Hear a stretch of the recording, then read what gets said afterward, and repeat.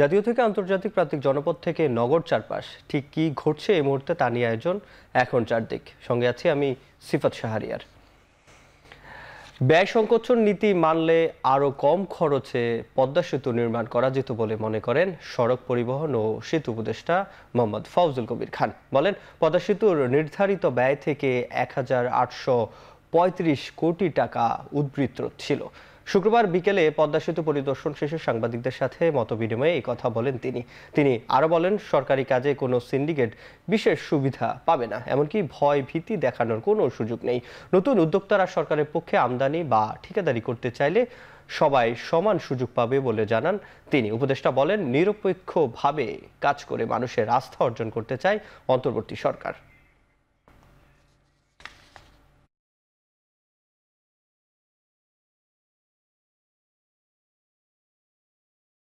পদ্মা সেতু প্রকল্পের তো এখন আমরা সর্বশেষ চূড়ান্ত ব্যয় এখন দাঁড়িয়েছে ৩০,৭৭০ কোটি টাকা, ৭০,১৪ লক্ষ টাকা।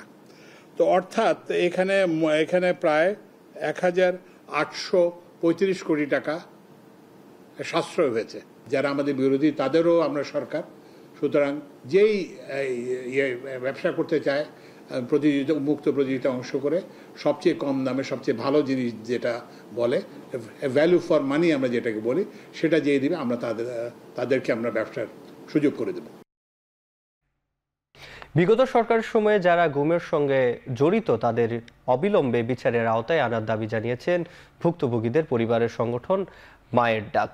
শুক্রবার সকালে আন্তর্জাতিক গুম বিরোধী দিবস উপলক্ষে কেন্দ্রীয় শহীদ মিনারে মানববন্ধনে এ দাবি তুলে ধরা হয়। গুমকে মানবতা বিরোধী অপরাধ উল্লেখ করে আয়োজকরা অভিযোগ করেন, আওয়ামী শাসন আমলে বিচার বহির্ভূতভাবে ৬ শতাধিক মানুষকে গুম করা হয়। এ সময় গুম বিরোধী তদন্ত কমিশন তাৎপর্যপূর্ণ বলে মন্তব্য করেন ক্ষতিগ্রস্ত পরিবার ও মানবাধিকার সংগঠনগুলো। তদন্ত কমিশনের মাধ্যমে গুমের ঘটনার সঠিক তদন্ত ও নিখোঁজদের ফিরিয়ে আনার দাবি স্বজনদের।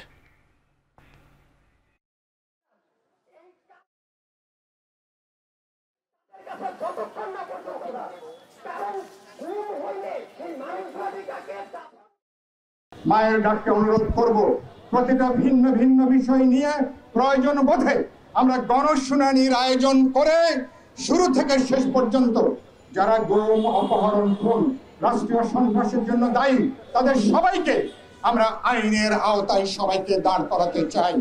এই যে গুম করেছেন, শুধু ব্যক্তি মানুষকে গুম করেন নাই, পুরো গণতান্ত্রিক ব্যবস্থাকে আপনারা গুম করে দিয়েছেন।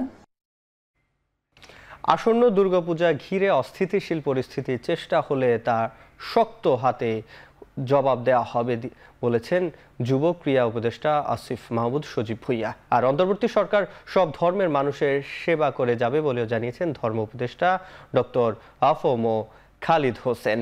শুক্রবার বিকেলে কেন্দ্রীয় মন্দির ঢাকেশ্বরীতে মহানগর সার্বজনীন পূজা কমিটির আয়োজনে জন্মাষ্টমীর আলোচনা সভায় উদ্বোধকের বক্তব্যে এসব কথা বলেন তারা। এ সময় উপদেষ্টা আসিফ মাহমুদ বলেন, নতুন বাংলাদেশে সবাই সমান অধিকার নিয়ে বসবাস করবেন, সেখানে ধর্ম বর্ণ নির্বিশেষে বাংলাদেশি হিসেবে সবাই তার অধিকার ভোগ করবেন। এদিকে ধর্ম উপদেষ্টা বলেন, দেশের সাম্প্রদায়িক সম্প্রীতি আজীবন বজায় রাখা হবে। একটা মহল ভিন্ন ধর্মাবলম্বীদের উপাসনালয় ও বাসস্থানে অস্থিতিশীল পরিস্থিতি তৈরির চেষ্টা করছে বলেও মন্তব্য করেন তিনি।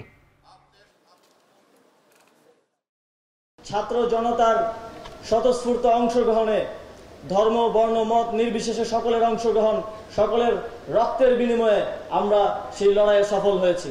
নানা ধর্মের যে ঐতিহ্য, এই যে বৈচিত্র্য, এটা বাংলাদেশের জন্য গৌরব। আমরা এই গৌরবটাকে লালন করতে চাই, ধারণ করতে চাই এবং পৃথিবীবাসীকে এটা আমরা দেখিয়ে দিতে চাই। জাতিসংঘের তদন্ত কমিটির মাধ্যমে ক্ষমতাচ্যুত আওয়ামী সরকারের শাসনামলে সব গুম ও খুনের তদন্ত করার দাবি জানিয়েছেন বিএনপি নেতারা। আন্তর্জাতিক গুম প্রতিরোধ দিবস উপলক্ষে নয়াপল্টনে আয়োজিত সমাবেশে বিএনপি নেতারা বলেন, আয়নাঘরের অনেক খলনায়ক এখনও স্বাধীনভাবে ঘুরে বেড়াচ্ছে, তাদের দ্রুত বিচারের আওতায় আনার দাবি জানান তারা। বলেন, যারা গুমের শিকার হয়েছেন তাদের রাষ্ট্রীয়ভাবে নির্যাতনের স্বীকৃতি দিতে হবে, এছাড়া পরিবারগুলোকে ভাড়া দেওয়ার দাবিও জানান তারা, এবং সে সাথে বিএনপি নেতারা তাদেরকে ভাতা দেওয়ার কথা বলা হয়। বাংলাদেশ জিন্দাবাদ। বাংলাদেশ আইন শৃঙ্খলা রক্ষাকারী বাহিনী রাষ্ট্রীয় যন্ত্রকে ব্যবহার করে তাই ভয়াবহ মানবতা বিরোধী যে অপরাধ, সে অপরাধ তারা সংগঠিত করে। যে আপনারা জাতিসংঘের এই আন্তর্জাতিক মানবতা যে কমিটি আছে, তাদের সঙ্গে কথা বলে গত 15 বছর থেকে আজ পর্যন্ত যতগুলো মানবতা বিরোধী অপরাধ সংগঠিত হয়েছে, হত্যা হয়েছে, গুম হয়েছে, প্রত্যেকটি তদন্তের ব্যবস্থা করুন। সাবেক সেনাপ্রধান জেনারেল আজিজ বাংলাদেশে বহু গুম খুনের নায়ক, তাকে গ্রেফতার করতে হবে অবিলম্বে। এই আব্দুল্লাহ মামুন বেনজিরের অধীনে সেকেন্ড ম্যান ছিল না, আমেরিকার সে স্যাংশন পেয়েছে না, এখন মুক্ত বাতাসে ঘুরে বেড়াচ্ছে। সবগুলোরে গ্রেফতার করে ইন্টারোগেশন করে তাদের দোষ স্বীকারে বাধ্য করতে হবে। যদি না করেন, আমরা এখনো এই রাস্তায় আছি। সর্বনিম্ন সময়ের মধ্যে দেশের পরিস্থিতি স্বাভাবিক করতে অন্তর্বর্তী সরকারের প্রতি আহ্বান জানিয়েছেন জামায়াতে ইসলামী। দলটির আমির বলেন, পরিস্থিতি ঠিক করতে প্রয়োজনীয় সময় দেবে তাদের দল। শুক্রবার বিকেলে সম্মিলিত পেশাজীবী পরিষদ ঢাকা মহানগরী উত্তরের উদ্যোগে আয়োজিত সুধী সমাবেশে বক্তব্য রাখেন জামায়াতের আমির। এ সময় তিনি বলেন, সদ্য ক্ষমতাচ্যুত সরকার জামায়াতে ইসলামী ও শিবিরকে নিষিদ্ধ করে ছাত্র জনতার আন্দোলনকে নস্যাৎ করতে চেয়েছিল, তবে তারা সফল হয়নি। তিনি আরো বলেন, সমাজের দর্পণ সাংবাদিকদের দায়িত্ব পালন করতে দেয়া হয়নি, তাদের দায়িত্ব সঠিকভাবে পালন করতে প্রয়োজনীয় ব্যবস্থার দাবি তার। জামায়াতে আমির আশা করেন, সাংবাদিকরা দেশত্ববোধ নিয়ে সবার সমালোচনা করবেন।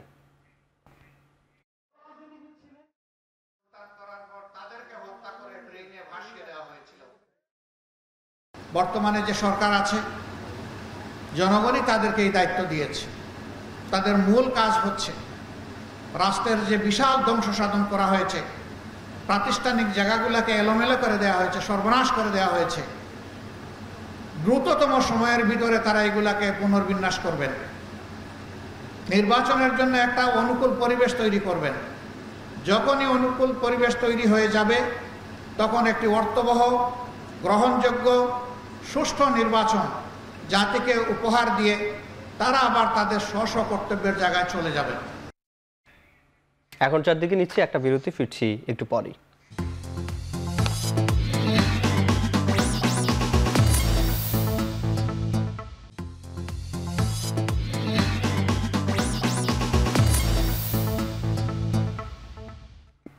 বিরতির পর ফিরে এলাম। আপনারা দেখছেন এখন চারদিক। সুন্নাহ ফাউন্ডেশনের বন্যার্তদের জন্য 100 কোটি টাকা জমা হয়েছে বলে জানিয়েছেন শেখ আহমদুল্লাহ। কেন্দ্রীয় ত্রাণ ভান্ডারের সার্বিক কার্যক্রম পরিদর্শন শেষে তিনি গণমাধ্যমকে এই কথা বলেন। এ সময় তিনি বলেন, বিপুল পরিমাণ জমা হওয়া অর্থ বন্যার্তদের বাসস্থান নির্মাণ, খাদ্য, কৃষি, চিকিৎসা, খাল খননের কাজে ব্যয় হবে। তিনি জানান, উম্মার স্বার্থে কাজ করবে আস-সুন্নাহ ফাউন্ডেশন। আগামী 2-3 দিনের মধ্যে 2 লাখ পরিবারকে 25 কেজি করে চাল দেওয়া হবে। পাশাপাশি এ দানের টাকা বন্যা কবলিত এলাকায় মানুষের মঙ্গল হয় এমন কাজে ব্যবহার করা হবে। তিনি জানান, রাতেই 25 ট্রাক পণ্য নিয়ে ফেনী, কুমিল্লা, নোয়াখালী, লক্ষ্মীপুর এলাকায় রওনা হবে আস-সুন্নাহ ফাউন্ডেশনের স্বেচ্ছাসেবীরা।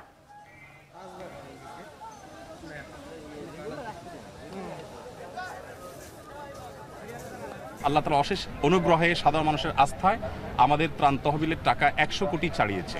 ধর্ম বর্ণ নির্বিশেষে যেন সবাই সুযোগ সুবিধা পায়, সেজন্য আমরা বিশেষভাবে মনোযোগ রাখি। আর আমাদের প্রজেক্ট বাস্তবায়ন শেষে আমাদের প্রত্যেকটা টাকার হিসাব পাই করে আমরা সোশ্যাল মিডিয়ার উন্মুক্ত প্ল্যাটফর্মে দিয়ে থাকি। ভুল সিদ্ধান্তের মাধ্যমে দেশ যেন চাঁদাবাজ ও সন্ত্রাসীদের হাতে তুলে দেওয়া না হয়, এ বিষয়ে সবাইকে সজাগ থাকার আহ্বান জানিয়েছে ইসলামী আন্দোলন বাংলাদেশের আমির। শুক্রবার দুপুরে রাজধানীর শাহবাগে ইসলামী ছাত্র আন্দোলন প্রতিষ্ঠা বার্ষিকীর সমাবেশে বক্তব্য রাখেন সৈয়দ মোহাম্মদ রেজাউল করিম। এ সময় তিনি বলেন, দেশের মানুষের অনেক ত্যাগ স্বীকারের মধ্য দিয়ে অন্তর্বর্তী সরকার গঠিত হয়েছে। সে বিষয়টি নতুন সরকার যেন ভুলে না যায়। সব ধরনের ষড়যন্ত্র মোকাবিলায় সবাইকে ঐক্যবদ্ধ হওয়ার আহ্বান জানান ইসলামী আন্দোলন বাংলাদেশের আমির। সমাবেশে ভারতীয় পানি আগ্রাসনের প্রতিবাদ ও স্বৈরাচার বিরোধী আন্দোলনের গণহত্যার বিচারের দাবি জানানো হয়। জুলুম অত্যাচারের মাধ্যমে দেশকে ধ্বংস করে ফেলেছে। বাংলাদেশের মানুষ স্বাধীন ছিলাম না। এখন আল্লাহর খাস মেহেরবানি 53 বছর স্বাধীনতার বয়স হয়ে গেল, আর বিপদ আপদ মুসিবত আমাদের হাতের কামাই।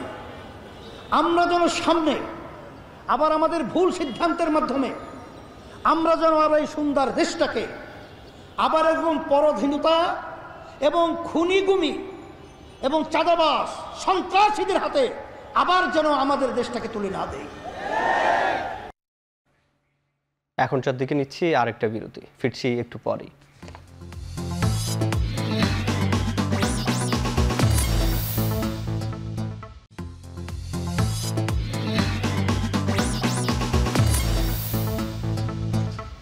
বিরতির পর ফিরে এলাম, আপনারা দেখছেন এখন চারদিক।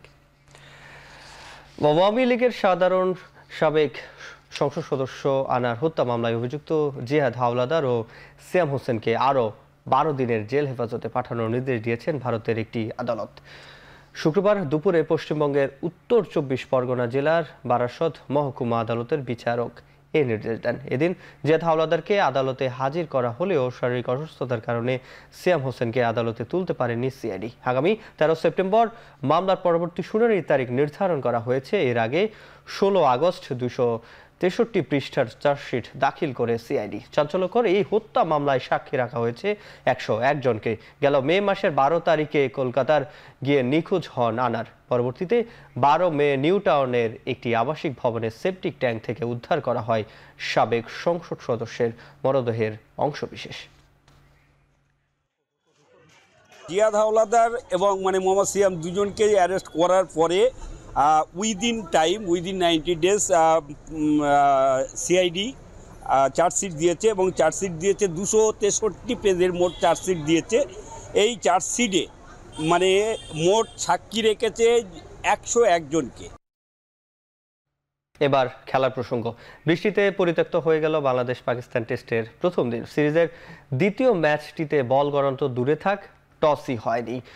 বৃষ্টির সংখ্যা ছিল আগের দিন থেকেই, সেটা বাস্তবে রূপ নিল ম্যাচের দিন। বৃষ্টির তোপ এমন ছিল যে দুই দলের খেলোয়াড়রা এদিন হোটেল থেকে স্টেডিয়ামে আসেননি। যদিও আম্পায়াররা খেলা শুরুর জন্য মাঠ পর্যবেক্ষণের সময় নির্ধারণ করেন, তবে সেটি সম্ভব হয়নি। তৃতীয় টেস্টের মতো প্রথম টেস্টের শুরুতেও বৃষ্টির বাগড়া ছিল।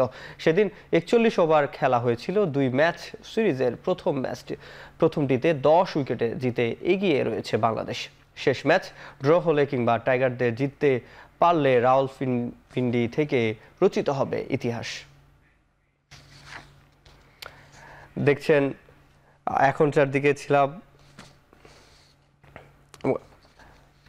আমরা যেটি দেখছিলাম যে খেলার প্রসঙ্গে ছিলাম, এবার ফুটবলে যেতে চাই। 2টি ফিফা প্রীতি ম্যাচ খেলতে ভুটান পৌঁছেছে বাংলাদেশ জাতীয় ফুটবল দল। শুক্রবার বিকেলে ভুটানের জাতীয় পতাকাবাহী প্রুক এয়ারলাইন্সের ফ্লাইটে টিম্পুতে পৌঁছান জামাল ভুইয়ারা। 5 ও 8 সেপ্টেম্বর স্বাগতিকদের বিপক্ষে 2টি প্রীতি ম্যাচ খেলবে বাংলাদেশ। এই লক্ষ্যে বৃহস্পতিবার 13 সদস্যের দল ঘোষণা করেন কোচ হারিয়ার কাব্বেরা। সুযোগ পেয়েছেন নেপাল থেকে সাফ অনূর্ধ্ব 20 ট্রফি জেতা ফেরা 4 খেলোয়াড়। প্রথমবার ডাক পেলেন মিরাজুল ও তপু। 14 ফুটবলার নিয়ে গেল সোমবার অনুশীলন ক্যাম্প শুরু করেছিলেন কাবেরা। তাদের মধ্যে 4 জন বাদ পড়েছেন, নতুন ডাকা হয়েছে 13 জনকে। এদের 11 জনই বসুন্ধরা কিংসের খেলোয়াড়। শেষ করছি এখন চারদিক। এখন টেলিভিশন ওয়েবসাইটে দেখতে ভিজিট করুন www.ekon.tv। এখন টেলিভিশন ফেসবুকে দেখতে ভিজিট করুন facebook.com/tv.ekon। এখন টেলিভিশন ইউটিউবে দেখতে ভিজিট করুন youtube.com/c/ekontv।